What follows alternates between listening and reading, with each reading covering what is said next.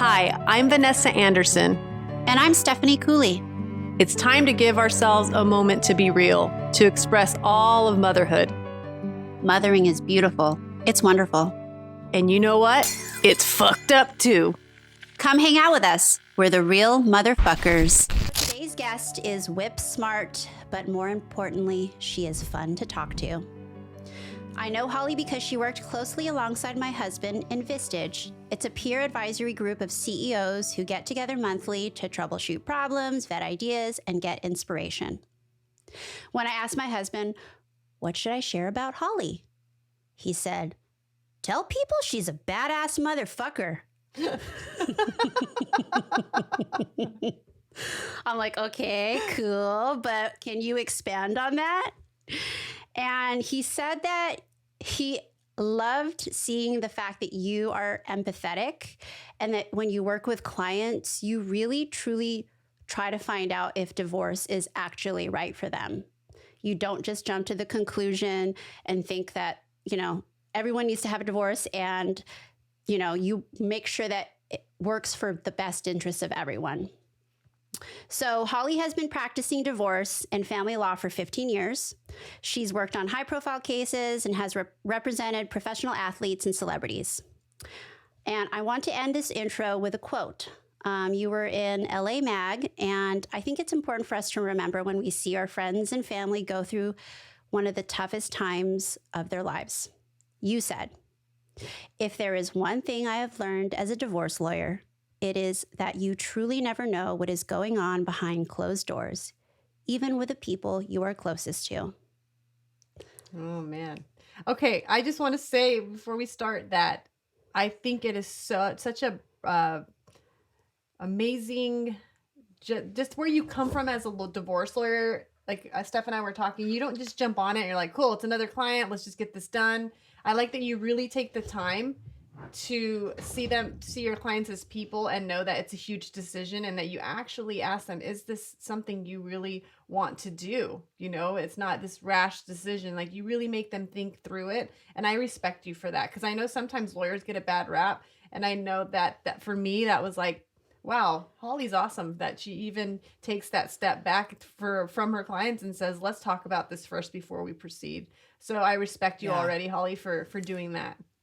Thank you. Thank you so much. Well, please tell Gabe, thank you so much. That was quite an intro. I hope I live up to the hype.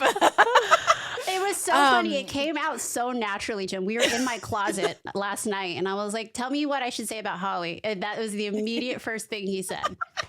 Well, this is real motherfucker. So of course we have to have a bad motherfucker on our. Of course, yes, I love it. I'm here for it.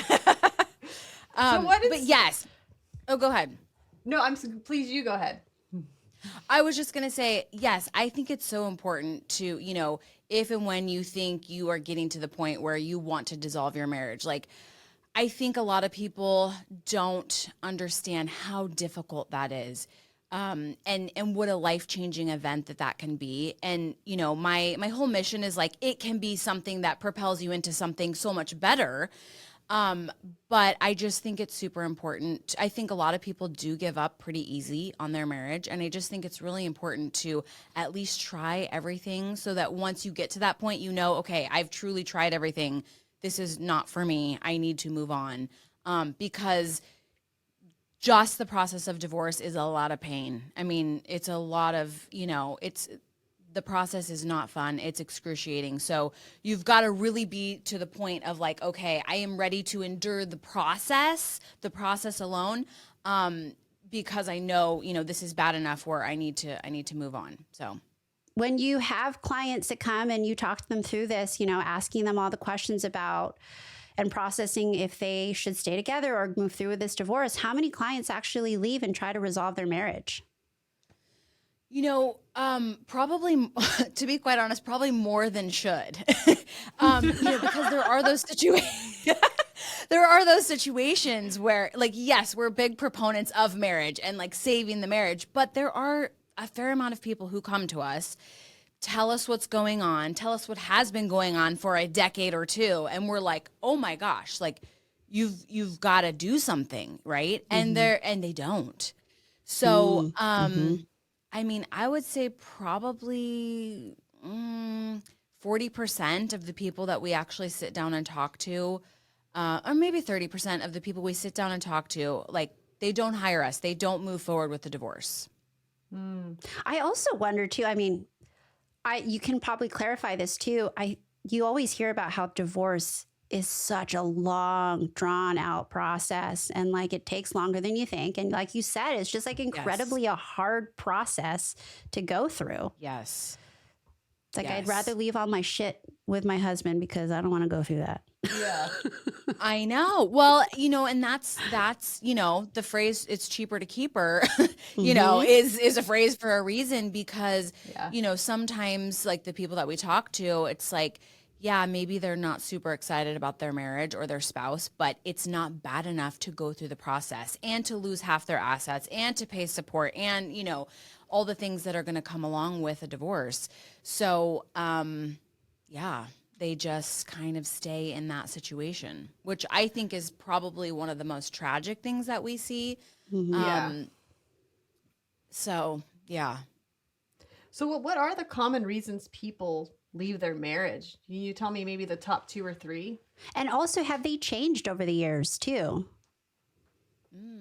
So I think, interpersonal relationships probably at the true core, like they've never changed. It's been the same. It has been the same forever and they will be the same forevermore because it's really about like us trying to get our needs met, with another person. And, so in my opinion and in my experience, because being a divorce lawyer has kind of been like a big experiment in human behavior and relationships. And I've learned so much about relationships. It's been kind of fascinating in that way. But so based on that, like in my experience, what I think it always comes down to is one person isn't getting their needs met. And so, a lot of times the symptoms of that are, infidelity, substance abuse, controlling behaviors, all those things that we hear about that we think cause the divorce. Those are just symptoms of a problem. The real problem is as human beings, like we have core needs that need to be met. And I've in my older age, I've kind of come to the conclusion that it's really unfair for us to expect another person to meet all of our needs. But I think we have kind of been socialized into that, like especially as women. It's like get married, find a nice boy, a nice man to marry, and we kind of like look to this person maybe for happiness or whatever, or for whatever is lacking like inside of us. And so I think, as you go along, like you feel a gap in those needs being met. And of course our sort of default is to look to the outside and wonder like, why aren't you meeting my needs? Why does this not feel good? I'm not feeling warm and fuzzy around you or whatever the case may be. And so I think it always really comes down to that is like the people that are looking to divorce, like they're feeling an emptiness in terms of like their needs not being met. Yeah, that makes sense. I mean, I like that it's that one thing that trickles, like you said, it's all this other symptoms that because we think the infidelity and stuff, but it has to do with, yourself and not changing or not meeting. That's a good point because I always separated all those and thought those as not the symptoms, but the cause of it. Mm-hmm. Yeah. Yeah, all the time. Point. People are like, is cheating the biggest reason? I'm like, no. And they're like, money. I'm like, no. Like, everybody always wants to like pinpoint it on something juicy that's like stuff. Juicy and salacious. Yeah. But yeah, at the end of the day, it's just, it's about like us getting our needs met. And, truth be told, like if we as individuals did more work on ourselves, more like personal development, worked on, personal growth, things like that, like I think that would salvage a lot of relationships, but that's hard to do. And that kind of work is painful. And some people just aren't willing to put in that work. Yeah. And maybe, maybe the spouse, the person that they're with isn't worth them like putting in that work. Maybe they're like, I could do work on myself all day long, but I still don't want you. I still don't want you by my side doing that work. So, yeah, I mean, I think that's the other thing too, is I think a fair amount of people don't marry the right person. All the time I'm like, how long has this been going on? Like, when did you start feeling this kind of way about this person? And they're like, oh, before we got married. Hi. So, Yeah. Good Lord. Yeah. So there's that too. Yeah, and they say, you know, if you're in a heterosexual relationship and you're female, that you marry your dad, and sometimes that's not the best choice. You know what I mean? Yeah, Like, that's you true. know, or you're Yeah. healing from something and you're Yeah. attracted to that to heal. I don't know. I'm not a Mhm. psychologist, but it's a very Yeah. interesting aspect of life. And I was also wondering, does anyone say I just fell out of love? Because I know there's some books out there that my husband's been reading, and I think one's by an attorney, and it's like, well, what is love? You know, what is the definition of love? And is that one of the common things they say? Like, I fell out of love. Well, also, love is not what keeps people together. True. You know, that's just, True. I don't know. That's my opinion. It's more than just that. No, it's a partnership. Right. Yeah. Truly So is. I actually read this book a few years ago. I think it's called, I don't know, maybe the Road Less Traveled by Scott Peck or something. But it made a lot of sense at the time. And like, I hope I don't botch this because it's been a few years. But in that book, he talks about how the feeling of lust is involuntary. Like we really cannot help who we like are falling in love with. Like that's totally involuntary. We have no control over that. But love, like the actual, like real love, is a commitment. It's not an involuntary feeling. It's actually very like voluntary. You can choose to do it or you can choose not to do it. So, you know, do we get a lot of people that say they have fallen out of love? I mean, honestly, I almost feel, you know, just kind of like in going through the Rolodex in my head of like, okay, what are people telling me? I mean, I feel like more often than that, I hear like, I still love that person, but like I just don't want to do this anymore. You know, Right. like I have love for them, but it's like, you know, but also they make me miserable or you know, something like that. I can't really say that I hear often, and maybe just because they're not using those words, but I can't say often like, yeah, I just fell out of love. I don't know. Yeah. That's a good Yeah. question. Okay, this part of law is so challenging and you deal with such like high emotions. Why did you pick it? It picked me. I did not pick it.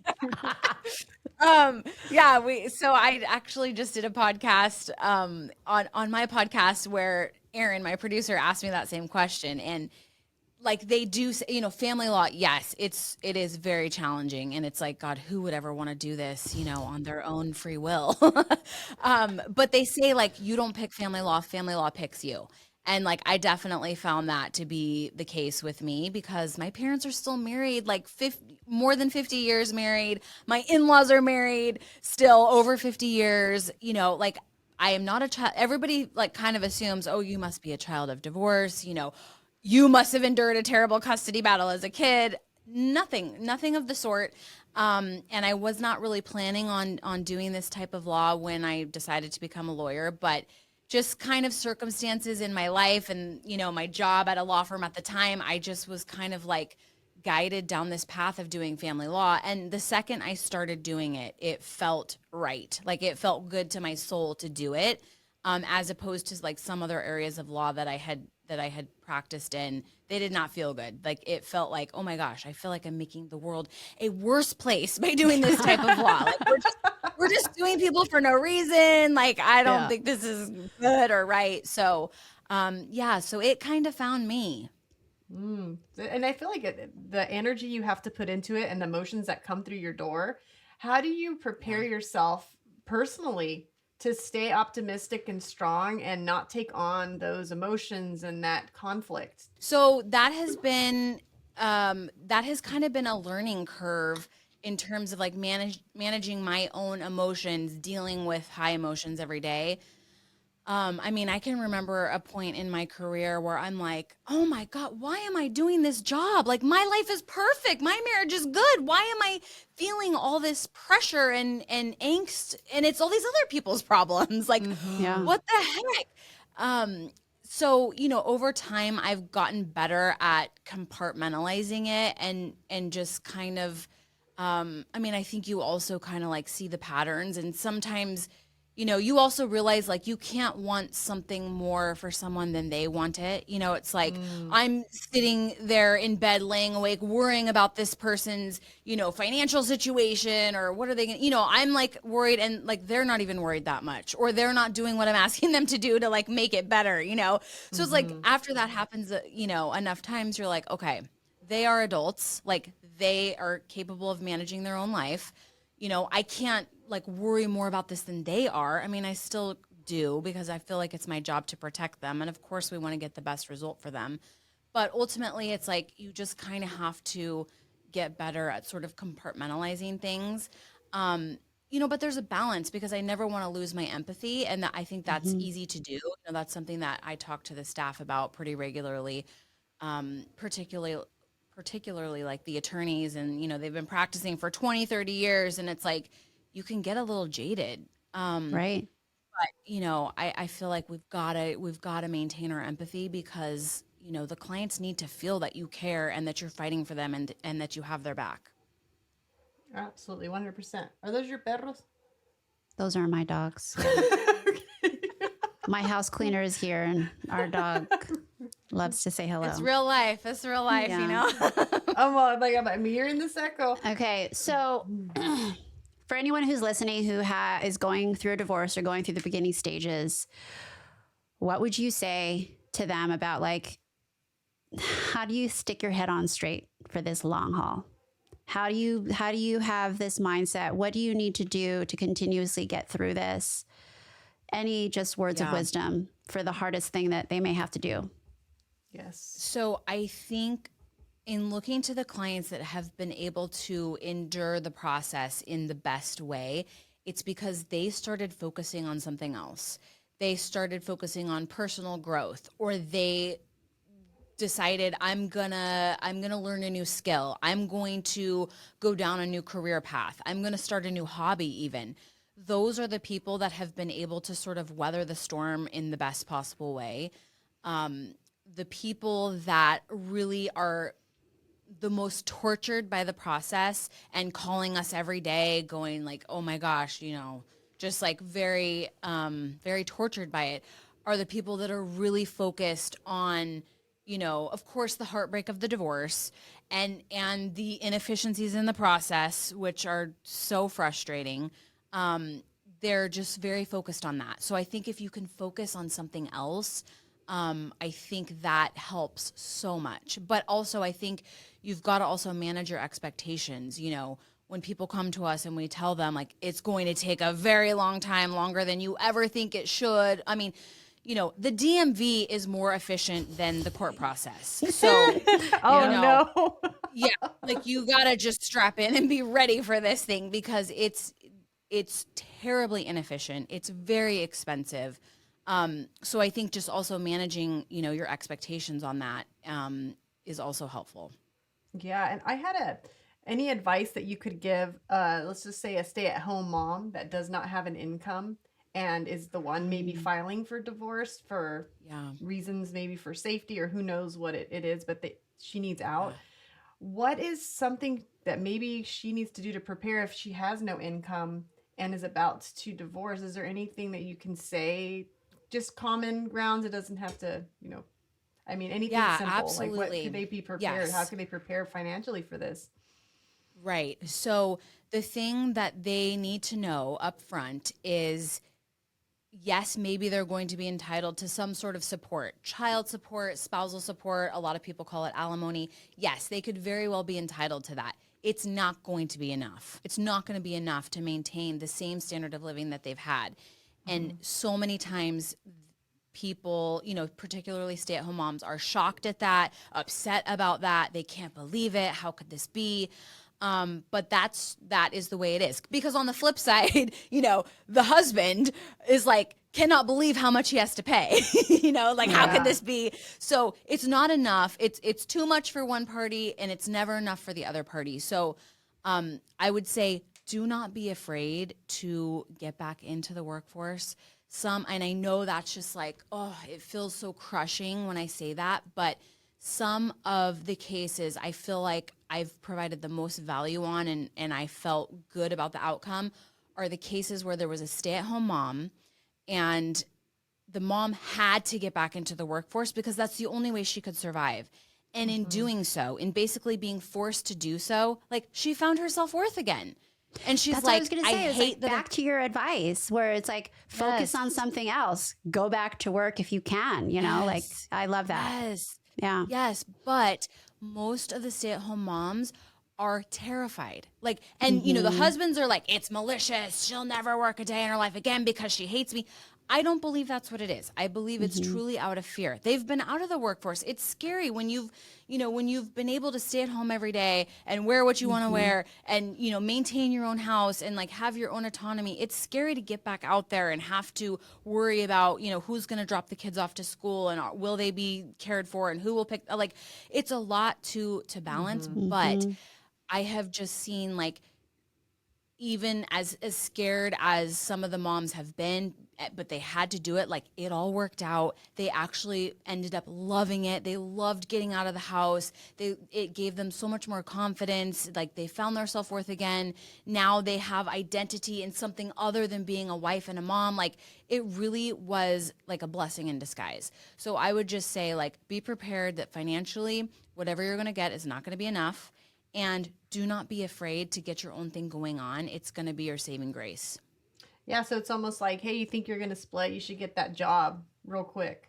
And then start filing your paperwork if you can. Like have your plan already in motion, you know what I mean? Start applying for them jobs and start, kind of almost pretend you already have the divorce. Like how are you going to do that? Maybe. Yeah. Just I mean, thinking in about an that. ideal, absolutely. In an ideal world, for somebody who was really a go-getter. I mean, I haven't found this to be true in a lot of cases, but ideally, yes, a stay-at-home mom should, while she's still married, like get whatever training, skills, certification, she needs to go out and get like a decent job and then do the divorce. I mean, most of the time what happens is like they fight it so long, they're in the midst of the divorce, they're struggling financially, and it's like, it's 2 years down the line and they're like, okay, I cannot sustain this. Like I have to get a job. But yeah, if they could do it ahead of time, that would be great because then you still have the support of an intact household. You still have the income, the full income from your spouse. So ideally, yes, if you could like go down that path even prior to getting a divorce, I mean, that would be the best. Yeah, that makes really good sense. And I did not write this in a lot of these questions we're asking about right now in our notes that we sent you, but it came to me this last night. A lot of our younger generation is not getting married, but please correct me if I'm wrong. There is a common law. It's common law, right? Is it 10 years when you've been together? Say you share a house. Is that still a thing, or am I wrong? That is not still a thing. Oh, good. That's one of that's one of those myths that has like persisted. Okay. You just gave me a good idea. I'm gonna do an Instagram video on that because that is a myth that has persisted for so long. Like common law marriage has not in California, in the United States. I think all the United States, but for sure in California has not existed since like the 1800s. And I literally still get people like asking about it. Yes. So no, there is no such thing as that. Yeah. Okay. And So I'm so like, what? For people listening, can we talk about what it is? Common law.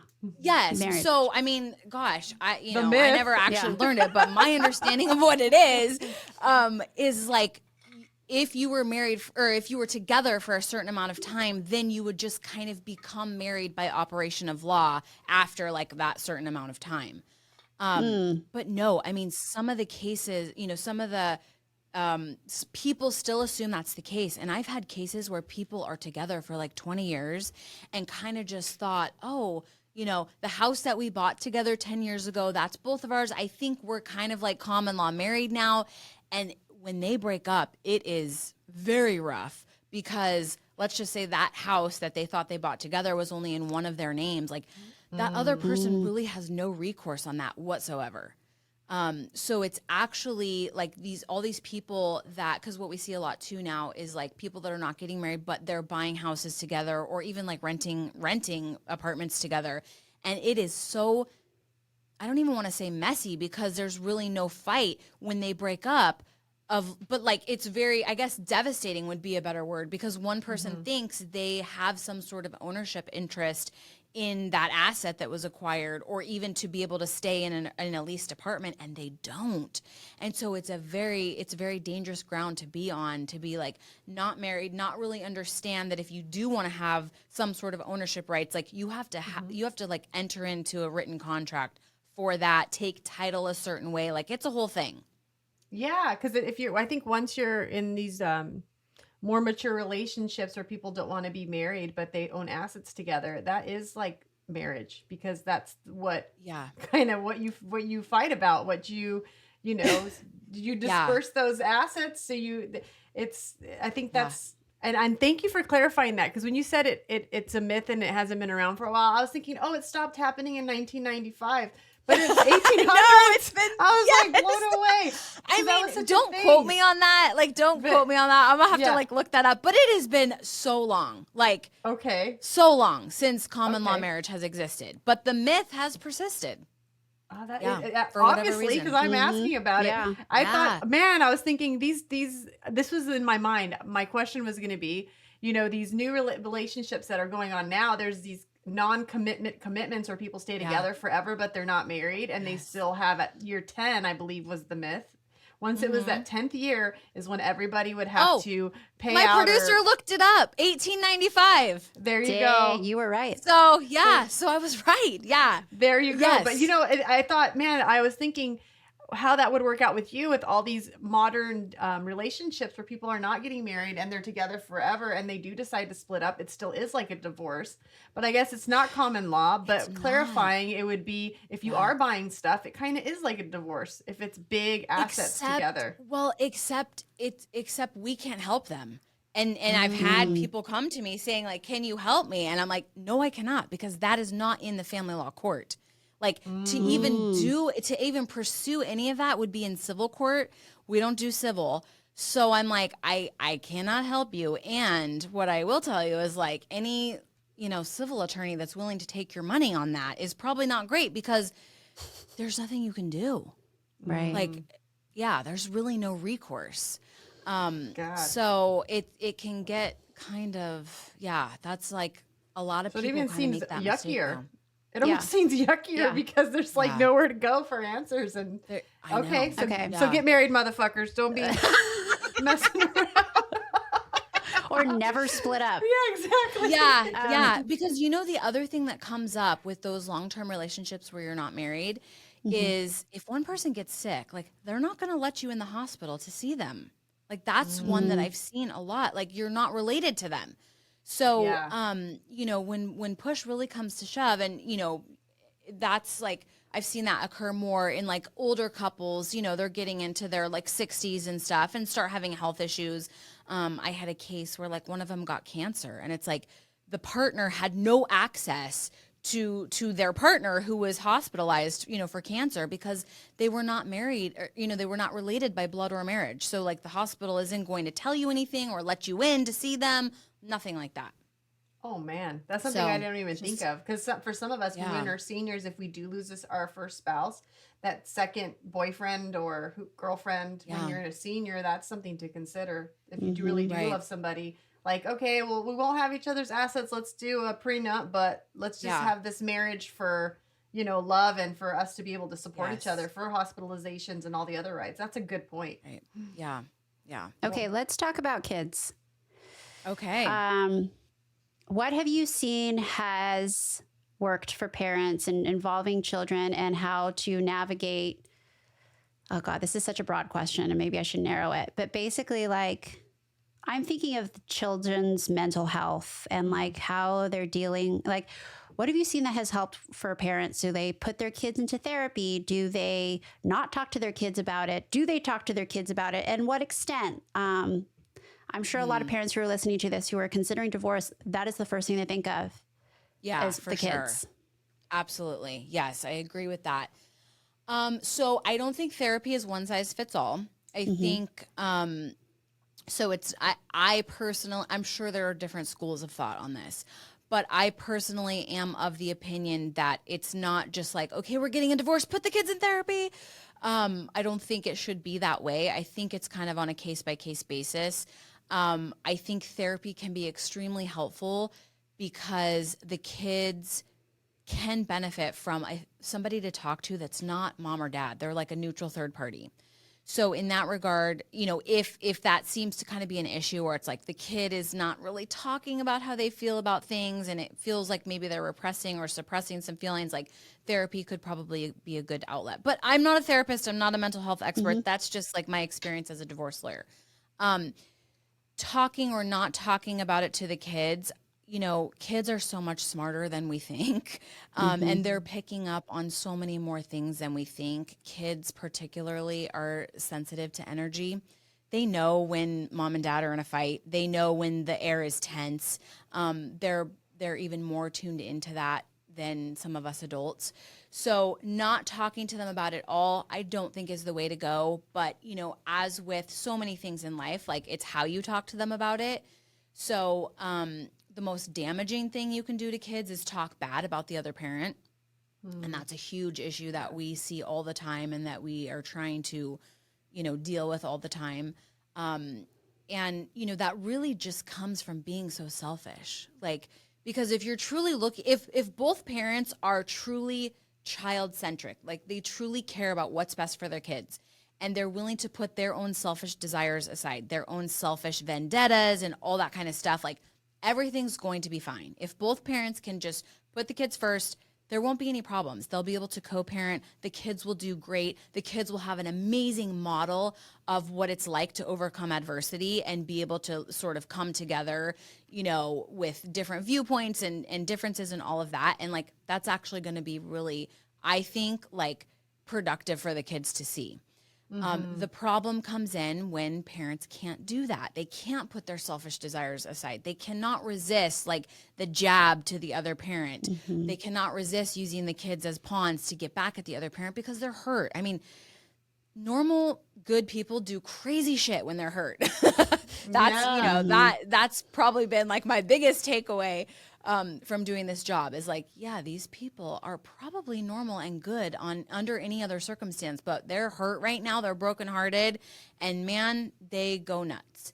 And part of that, lashing out involves the kids sometimes, unfortunately. So yeah, but if parents, yeah, they just need to put the kids first. And I think if they're able to do that and both sort of take a child-centric position stance on, okay, how are we going to do this? How are we going to present this to the kids? How are we going to talk to the kids about this? Then it'll be good. They can sit down together and talk to the kids and explain. And again, if you do it right, it's such a good life lesson for the kids to see two people who clearly have differences where they can't be married anymore, but to see them come together and be able to sort of coexist despite those differences. I mean, what a great lesson is that, for the kids. Absolutely.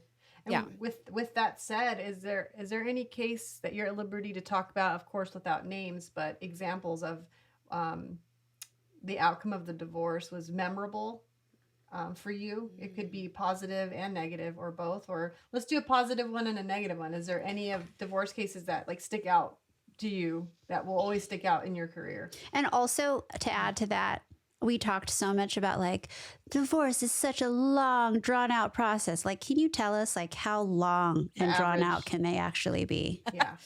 Yes. So, of course it varies. I mean, because if you're amicable, I mean, we can get you in and out in, a couple months, really a couple hours in mediation. I mean, the paperwork still takes a couple months. But, we here at my law firm, we tend to do the more complicated stuff. So on average right now, it's taking 3 years. That's average. So there's some that take 5 years, some that take 2. But the average divorce is 3 years. So, when you say complicated, what does that mean? The kind of cases that you take on? Yeah. So usually it can mean a couple things. It can mean financially complicated, high asset, where we've got businesses, we have to bring in experts to value the businesses. Maybe they have, in high asset, they usually have their assets in a lot of different places and in a lot of different asset structures, things like that. So it takes a while just to kind of get all that information in such a way that it's kind of like laid out and ready to be divided. And or sold. Like, we have to decide how we're going to handle it. Are we dividing it? Are we selling it? Are we trading it for something else? Things like that. So that's like one way it can be complicated. The other way things can be complicated is the highly contentious custody battles, where we have to bring in like psychological experts, things like that. They have to do lengthy evaluations of the family, of each sort of family unit, like mom's house and all of her sort of like network, dad's house, his network, talk to the teachers, pediatricians, therapists, Wow, yeah. the whole 9 yards. So those are kind of the two ways that it can be complicated. I bet. Yeah. So going But back okay, to so the you cases, asked about yeah. memorable outcomes. I mean, I think, some of my favorite outcomes have been kind of those cases that I referenced earlier with like the stay-at-home moms who just like really dug their heels in, did not want to go back to work. Husband is of course so resentful because he's like, she's going to the gym every day. I'm working my ass off now, providing for 2 households. And ultimately like mom was sort of forced back into the workplace, and completely like found her self-worth again. I mean, I think those cases are totally a win-win situation because now husband like gets a little bit of relief on what he's obligated to do financially. And so he's, usually feeling a little bit more generous and nice. And, it helps in every facet. It helps in co-parenting. It helps in the relationship between the parties. Like, it's good for the kids to see like, okay, mom and dad are getting along. Dad is not hating mom so much because mom's not working. Mom's going out into the world, working, feeling better about herself, more confident, self-worth is back, finding a new identity in something other than her kids and her husband. So I love those cases. I think that's positive because it's a win-win for everyone. Of course, there have been those cases that have been heartbreaking where it's like, I felt the judge made the wrong decision, like particularly in custody cases. And it's like, I personally felt really strongly about it. And I felt like the judge got it wrong. Like, that's the most heartbreaking case because, money is money. You can make money again. You can whatever, but it's like the kids, your parents like shape your life so much, good or bad, right? And so it's like, it's really hard when you feel strongly, in a certain way that like, okay, what's best for the kids is this, and the judge doesn't do that. Like, that's really hard. Like, is there an example you talked about financial? So a judge has picked the parent with more money, therefore can support the kid and have them more, or what was? So the one case that was probably, like, it was actually pretty early on in my career because I don't lose that much anymore. But early on in my career, I had a couple just like mega heartbreakers. And one of them, I was actually representing the dad.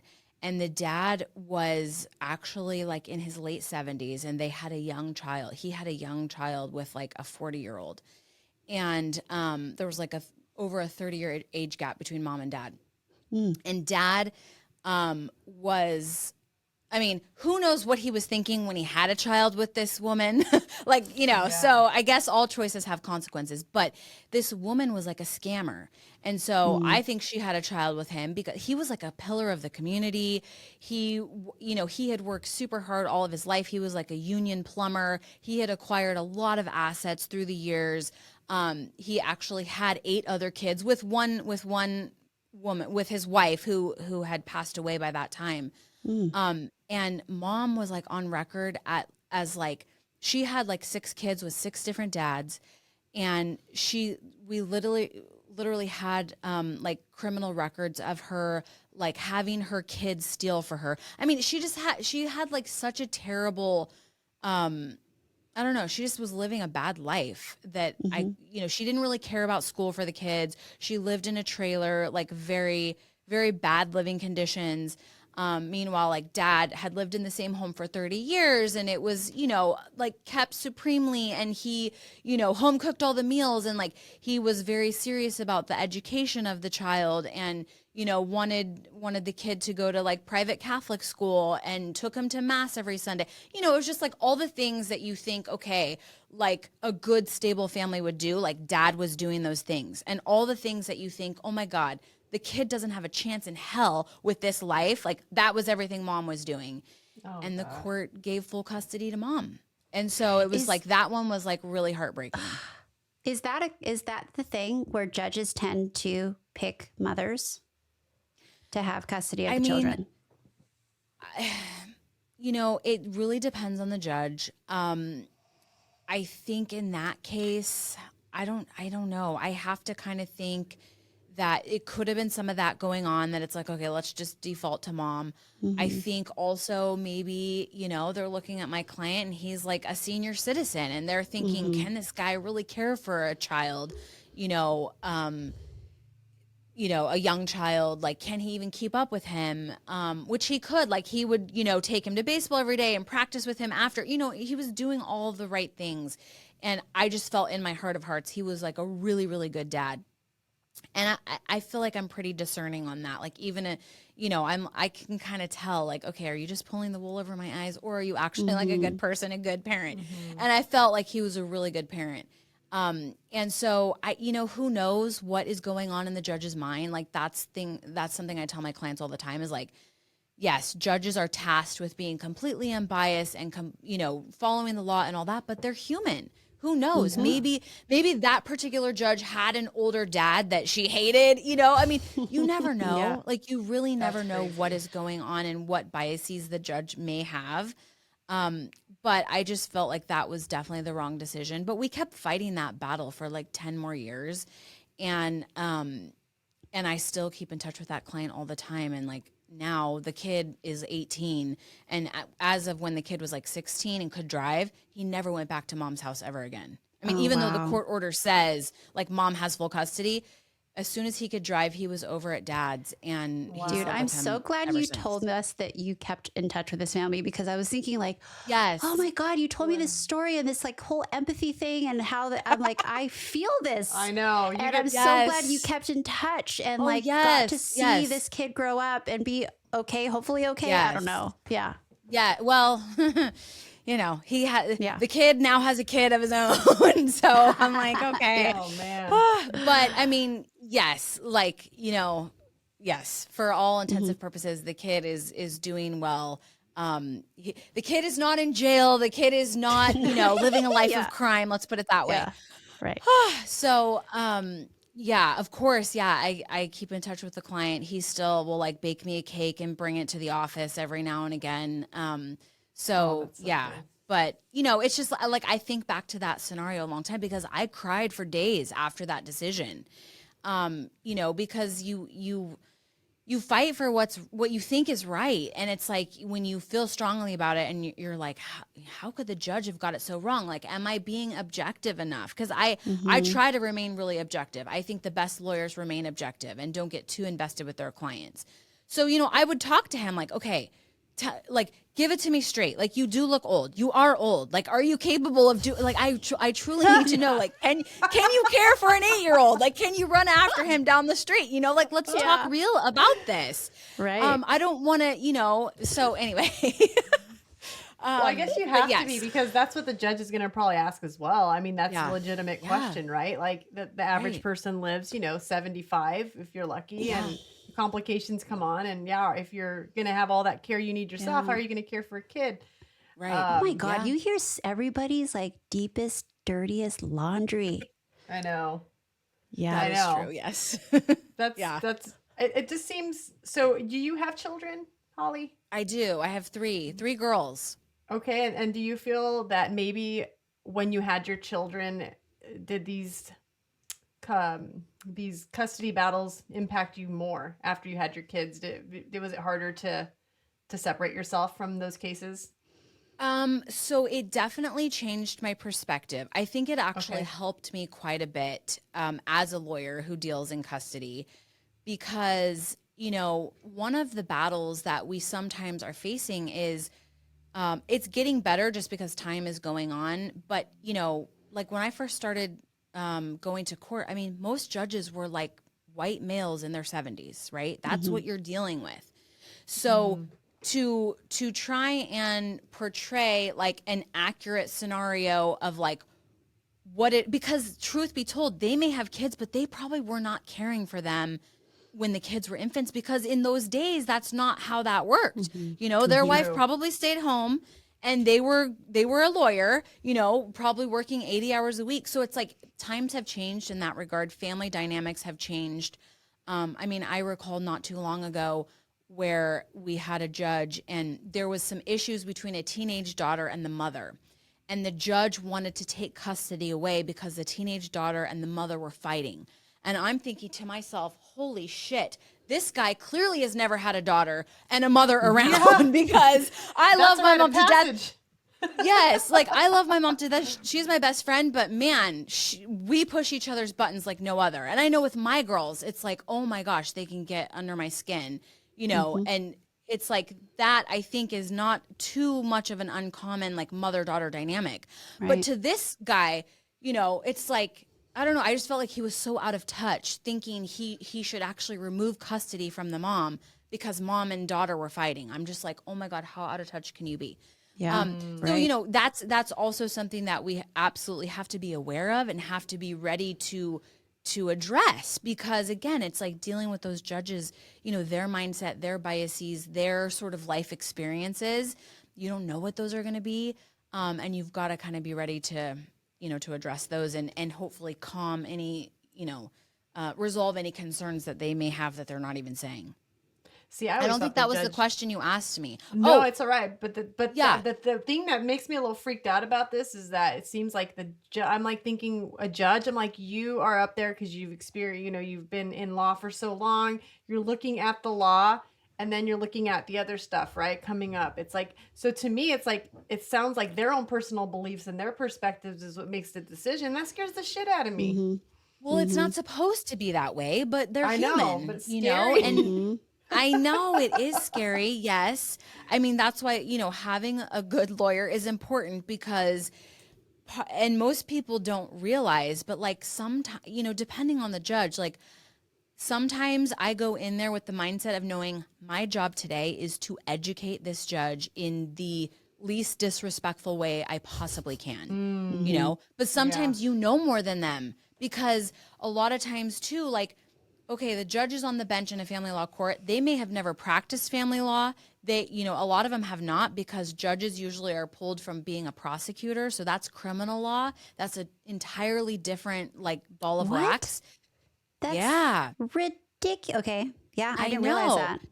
Yes. Yeah. Now I'm worried even more. That's Now some we're fucked up worried more. shit. The hell is No, this that's shit? why you have to get a good lawyer. And, you know, a lot of people try to represent themselves, particularly in family law.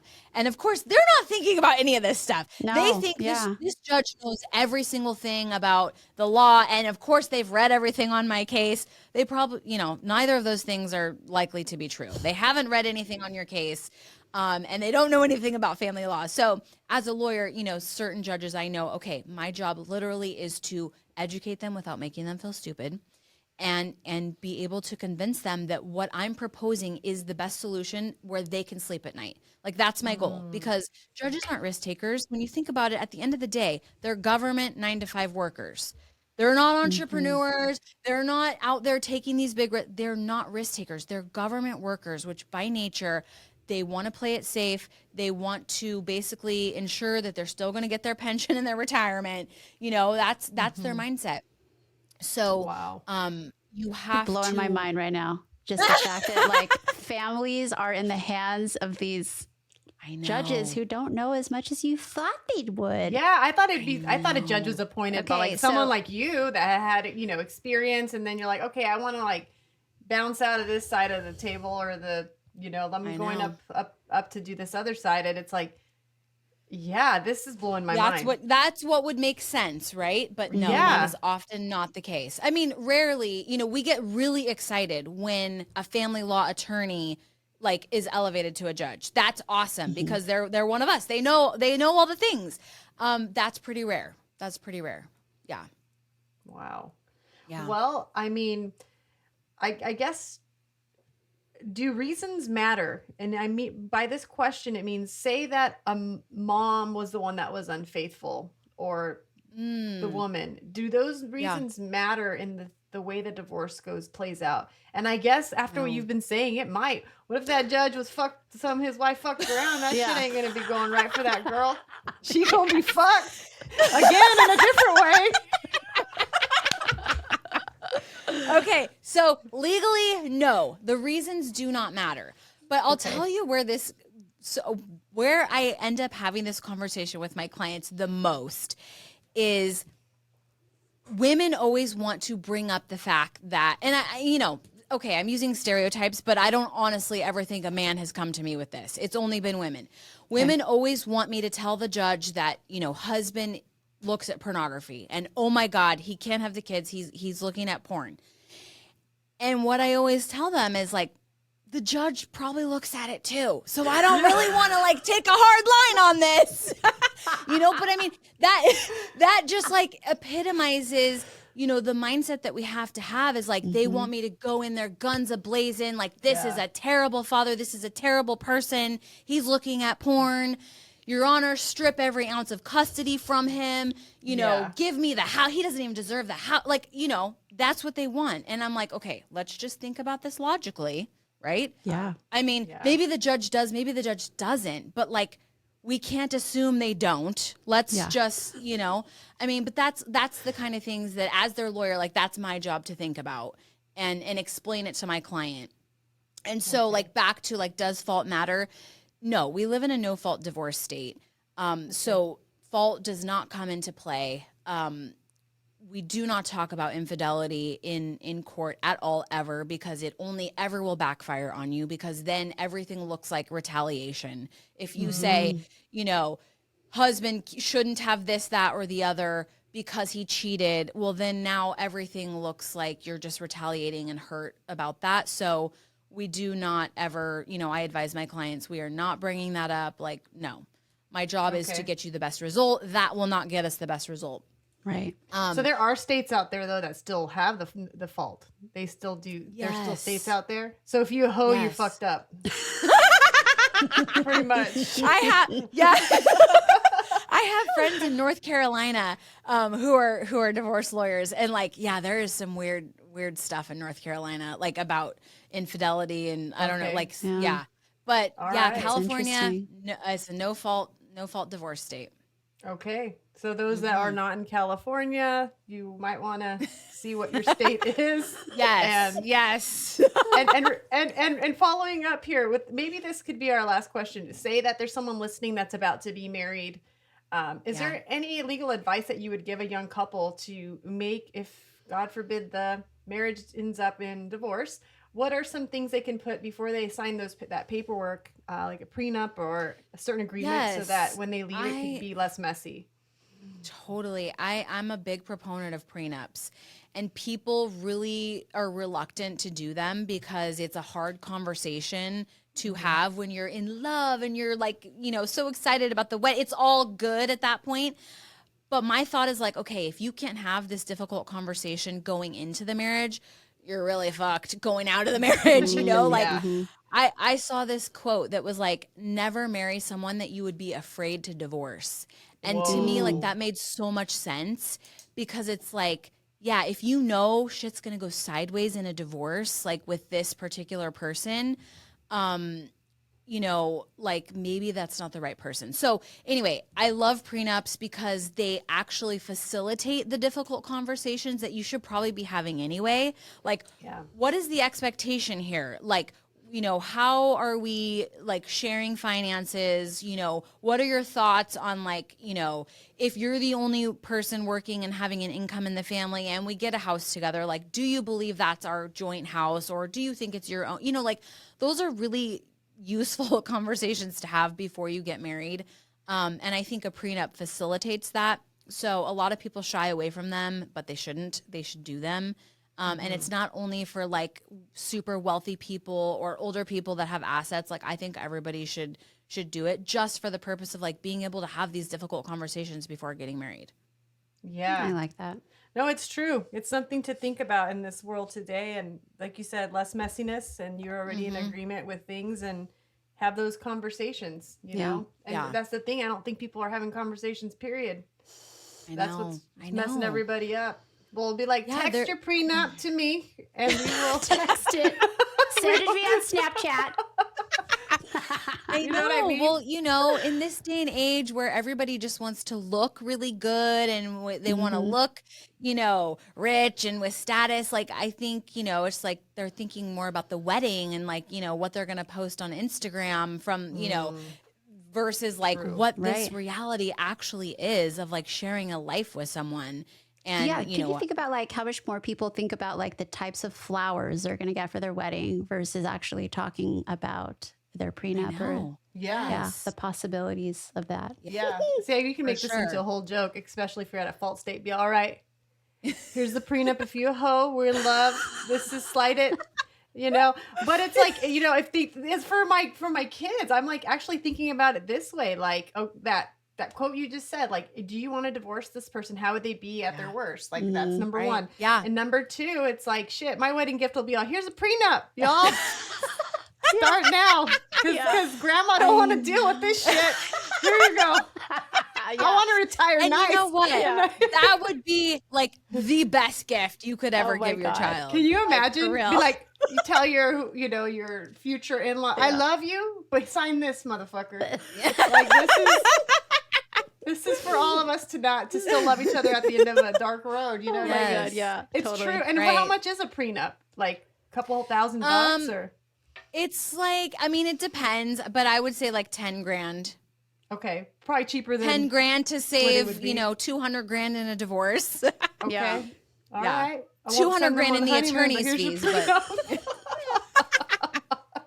Exactly. Oh, awesome. Okay. Well, thank you. We have we've got our last questions. Okay. The first one, you deal with everybody's baggage, but what's yours? Yes.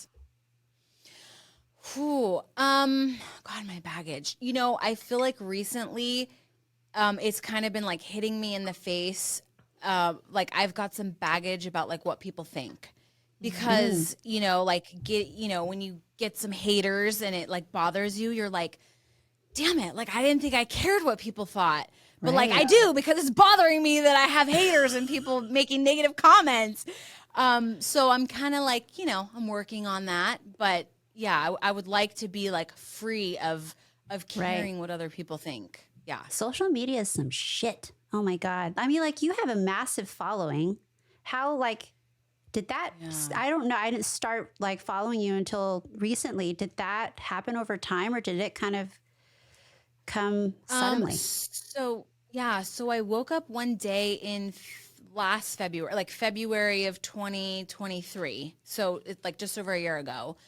And I had like had some security issues because of my job, where I was like, I kind of felt like I was like in hiding for like a few years.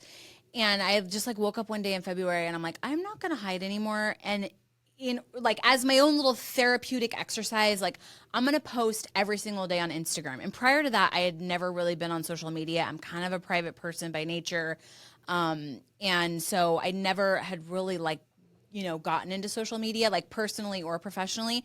But I'm like, as my own little therapeutic exercise, I called it my pet project. I'm like, I'm going to post once a day on Instagram. And I found that like talking about work stuff, I could do that super easy. Like I have a hard time like posting a picture of my kids or like a vacation, like that feels uncomfortable to me. But like talking about work, no problem. I could do that all day long. So I just like started posting once a day. And yeah, like a year later, you know, it's like, I don't know, like a couple people have followed me. So yeah. That's awesome. Fascinating. Yeah. You know, people are getting divorced and you got some good stuff to say. What can I tell you? It's a resource. It's like a little Instagram instant resource. It's great. Right. Yeah. It really is. So you are a woman who does so much and you keep your head high, but what inspires you in life? So, it could be something or someone. What is it for you? You know, I thought about this, which is so funny because I ask other people this all the time and I realized nobody has really ever asked me that. And so I had to think about it. And I think ultimately I would have to say my faith, because like I want to live out my purpose while I'm here on this earth, you know, like, and I want to do a good job at that. I don't want to live like a meaningless life that's just like, you know, filled with some cool material possessions and, you know, like whatever. I want to live like a meaningful, purposeful life. And I think that kind of like ties into my faith of like, you know, okay, God, what did you put me on this earth to do? Okay, I think I got it figured out. I think I know what that is. And I just want to make sure that I'm like doing in that and living with intention and, you know, living in my purpose. You are. Yeah. Thank you. Oh my gosh, you're making Thank you so much. people's lives happier, better, even Thank after like you. something so terrible. Yeah. Thank you so much. Sometimes it's Thank the you. worst period in someone's life. Yeah, for sure. Yeah. Yeah. All right, when did you fuck up? fuck Fuck up recently. It could be about being a mother, or it could be just in general. Oh gosh. Oh, where do we even begin? You know, I actually asked my kids this because I saw that you guys were going to ask me that question. I was like, God, I mean, I don't have a cool story like my friend who like, you know, sent her, like packed her kids' pee bottle in their lunch. Like, I wish I had like a really funny story like that. Oh my But God. so I asked my kids and they're like, well, Mom, you're always on your phone. You know, like you'll get on your phone when I'm talking to you. And I'm like, yeah, that is bad. Like, that's bad. So I want to be more present. Like I'm definitely trying to work on being more present because I do think, you know, I'm kind of like torn on that one though. And this is what I was explaining to my daughter when she said this, my 15-year-old is like, you know, like, cause I'm usually working, you know, when she's doing that. And so, I mean, not always. Okay. Let's be real. Not always, but I'm working on my phone. And so I was telling her, I'm like, you know, it's different nowadays because, you know, like, let's say when I was growing up, like my dad, you know, he has his own business. And so he like had to be on the phone a lot too, but he could like do it from home or whatever. At night, he was doing paperwork in his home office. And it's like, if he took a phone call, you know, on his office line, right? Because he in those days he like had his work line, and he'd like pick up an actual phone from that line. I would be like, oh, dad is on a work call. Like, be quiet, you know. But it's like we're all on our phones all the time, and so it feels different because it's like they don't know what I'm doing. They don't know if it's a work text or email or if I'm, you know, messing around on Instagram. They don't know. So it just feels like I'm not present. So it's like I kind of go back and forth because it's like my job is not to be your servant. Like my job is not to be at your beck and call every single second of every single day. Like, and that's unreasonable for you to expect that of me. But, you know, I could do a better job at being present. So I am working on that. I think you brought up a great point. Yeah. I feel like I need a phone just for my work, and it's a certain color so people know this You're is my right. work phone. And this is my personal phone. And it's a good distinction. I mean, I think that might have to happen. That's a pretty thank you for telling me your moment because it helped me learn something. Good. Okay, good. And that's a great idea. I might do that. Yeah, and it's been, you know, divorce is not something to take lightly, but you know, I hope that today I'm so happy that you took the time to talk with us. So someone out there, a mom, a dad, whoever's out there maybe considering this can have faith or to proceed or maybe take a step back and say, do I really want this? Like you said in the beginning. So I really appreciate having you. We'll thank Gabe for giving us the hookup to have you here. I appreciate it. Yes. Yeah. Thank you, Well, Holly. thank you guys so much for having me. What you guys do, like such a fun podcast. I love it. It's very real and raw. So kudos to you guys for doing a good thing too. Thank you. And can you give us the name of your podcast for our listeners too, please? Yes. Made for More. Spelled like my last name, Moore. Perfect. And hopefully they don't have to contact you, but if they have to contact you, I'm sure you can go on our Instagram and, you know, we'll have show notes as well for your information. So thank you. If you'd like to keep up with the latest, see more shenanigans, or just connect with us, go to Instagram where you'll find us at Real Motherfuckers Podcast. And also, if you'd like to see some real juicy mama boobs, you can see it in action on YouTube, also at Real Motherfuckers Podcast. And enough with the free Costco samples. You can start paying up. Actually, you can also just support us monetarily on Patreon, where you'll get some more cool exclusive content. And you can find us there at Real Motherfucker Fuckers Podcast. We fuck up on this show. Yeah. Nothing's perfect. Hence the name.